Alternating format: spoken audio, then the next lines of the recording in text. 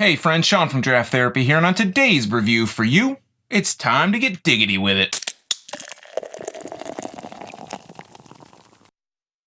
Diggity Dank Juice is a 7% American IPA from Odd Side Ales in Grand Haven, Michigan.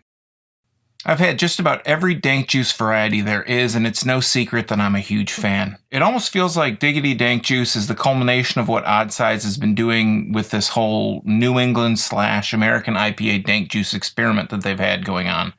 If you want to know my thoughts on all those dank juices, you can check out the playlist linked in the corner up here. But I want to get down to tasting this because I've been really pretty intrigued with this ever since I saw that they were going to be releasing it.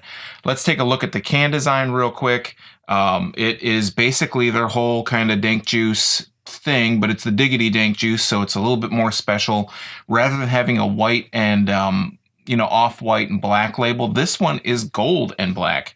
And what it says here on the front is India Pale Ale with Dorado, Amarillo, Simcoe, and Denali hops. It is, again, a 7%. This is 12 fluid ounces. Let me see if I can find a canned or a packaged date.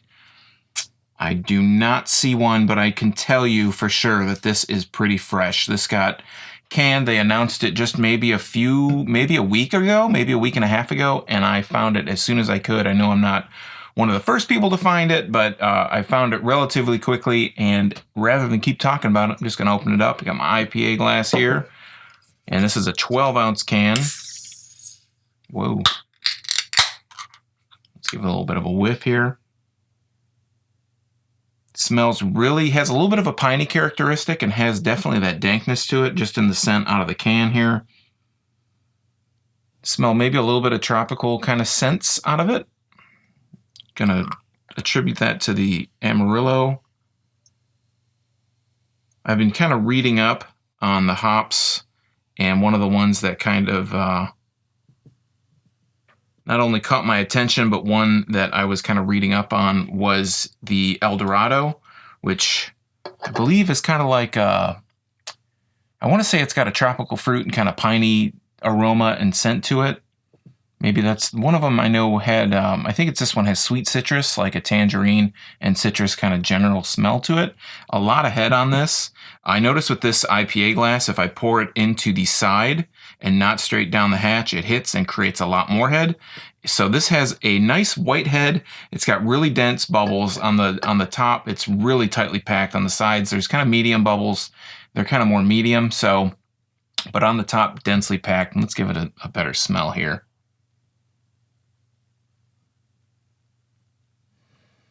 So I'm almost getting maybe like a bubble gum kind of scent to it.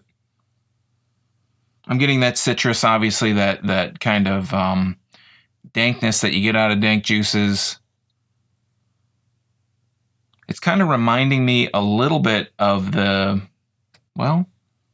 actually it's a lot different. It's not really reminding me of any other dank juices that I've had in the past. I mean, obviously it's been over several months, so I can't really place which one this smells the most like. But this is definitely hazy around the top, a little bit thinner here on the bottom, but still hazy.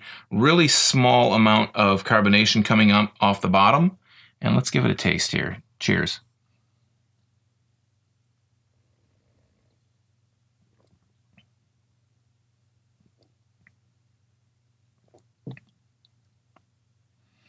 So this has a kind of a really nice light mouthfeel. It's a little bit sweet at the beginning.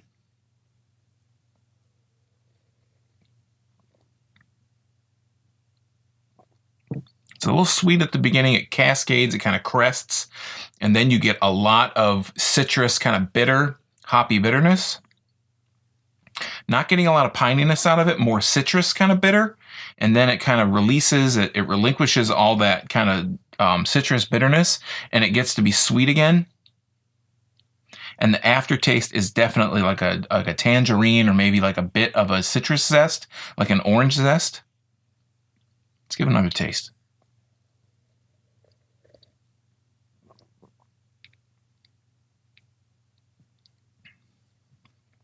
But yeah, nice light mouthfeel, not too thick, not too thin. Yeah, you just get that sweetness, and then, like I said, it kind of crests with like that citrus, kind of really intense citrus bitterness, and then that bitterness subsides, and you get a nice sweet kind of citrus aftertaste that kind of just sits there. It's not too overpowering. It's nice and smooth. Again, 7%. Is that what I? Is that what I? 7%. Yeah, I mean this is, again, these 7%ers, 8%ers, man, I'm used to drinking these like old school, like 5-6% would be high for me, like back in the day, and this is 7%. I don't taste any alcohol. It hides it really well. There's no alcohol bite to this, and obviously, something like with one of the other dank juices, the Frank Dank Juice is really has like an alcohol bite, but I think, again, that's kind of how that one was made. It's supposed to be kind of boozier, more for like, you can think of an Always Sunny, kind of vibe to the whole thing, and it really put that out.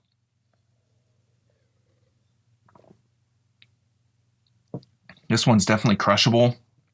It's got that sweetness up front, bitterness following right behind it, and then sweetness to follow it up. Yeah, this is like a culmination of all the stuff that Odd Sides has been working towards with the Dank Juice line. I've only been kind of minorly disappointed with one of them, but they've all been really stellar in my opinion, especially when you go after that kind of American IPA. This is kind of their interpretation on the New England style, so I could definitely see that with this. All right, friends, that is Diggity Dank Juice, the most recent in this long line of Odd Sides New England style / American style IPAs. If you have a favorite dank juice, let me know in the comments down below, and while you're down there, why not like, subscribe, and share this video with your beer buds. You'll also find links to my social media and my blog at drafttherapy.com. So until next time, I'm Sean from Draft Therapy saying thanks for stopping by, and remember, drink craft beer, support your local breweries, and don't forget to treat yourself to a little draft therapy. Thanks for watching. Cheers.